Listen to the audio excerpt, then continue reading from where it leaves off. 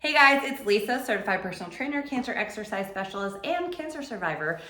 Here telling you guys about lymphatic drainage exercises. So exercise is so important when you've got lymphedema or when you're preventing lymphedema because your muscles act as a pump to get that lymphatic fluid moving. Otherwise, your lymphatic system does not have its own pump. So exercise is super, super important. So we are going to talk about exercises for our upper body lymphatic drainage. Let's go. For each of the following exercises, we're going to do 10 reps of each exercises, and for the stretches, we're gonna hold them for 20 seconds each. But you can do them if you aren't ready to do all 10 right now. Start off small and do what you can do. Modify as needed, but do these exercises before your workout program or anytime throughout the day. First, you want to do a warm-up. You can do this doing cardio, a rebounder, one of those mini trampolines, or as I'm doing, a Bosu. So one of these like half balls. Is perfect because you get that bouncing effect. So you're going to stand on the Bosu. You can hold onto a chair, you can hold onto a person, you can hold onto a pole, whatever you need to just for balance. But you're just going to simply shift your weight. We're not bouncing and jumping up and down, but keep your core engaged, and we're just doing weight shifts here.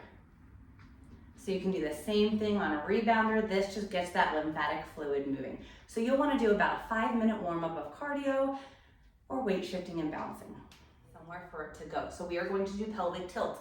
If you cannot get down on the ground, you can do pelvic tilts standing. So what you're going to do is stand, and you're going to rock your hips up towards you. So kind of do an anterior pelvic tilt where you're rocking your hips up towards you. As you do this, you want to exhale and keep that core contracted.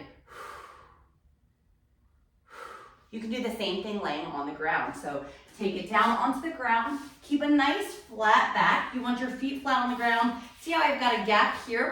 My core is not engaged. So what you're gonna do is exhale as you rock your hips up towards you. Do a pelvic tilt. When you do that pelvic tilt, I can no longer get my hand under my back. So it flattens it out. Rock those hips up. Your pelvis is rotating so that you're engaging your core. Again, this pulls the fluid so that as we drain the upper extremities, the fluid's got somewhere to go. Next, we're gonna do shoulder rolls. You're going to inhale up, exhale down and around. So we're gonna do 10 big rolls backwards. Don't speed through these, just get big mobility, big range of motion here.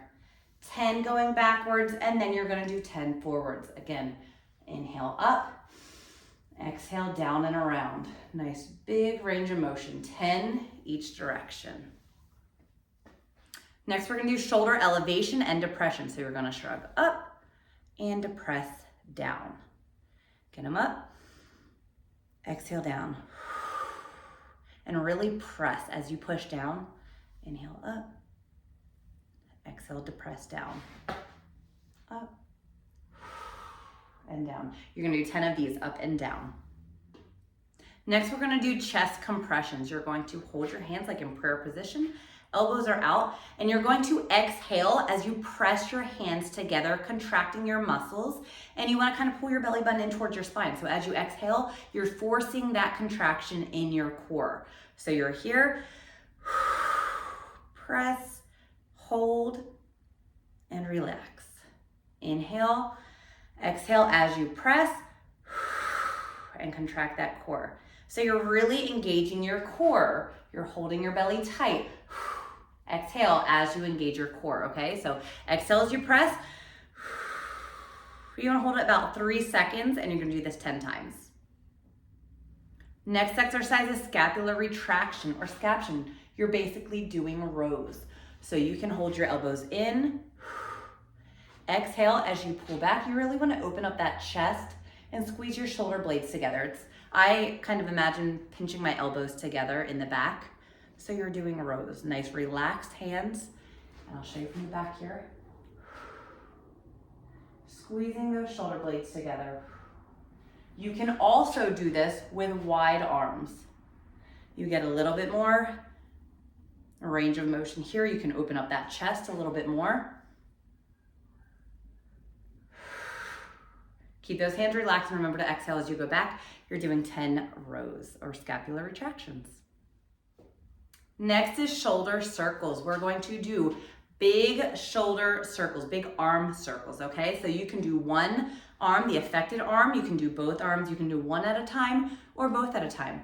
So I'm just gonna show you both at a time. You wanna keep your core nice and engaged. And guys, remember you can do this standing or sitting. You don't have to stand the whole time, but just small circles, getting that full range of motion. We're gonna do 10 in this direction, and then you're gonna go 10 back.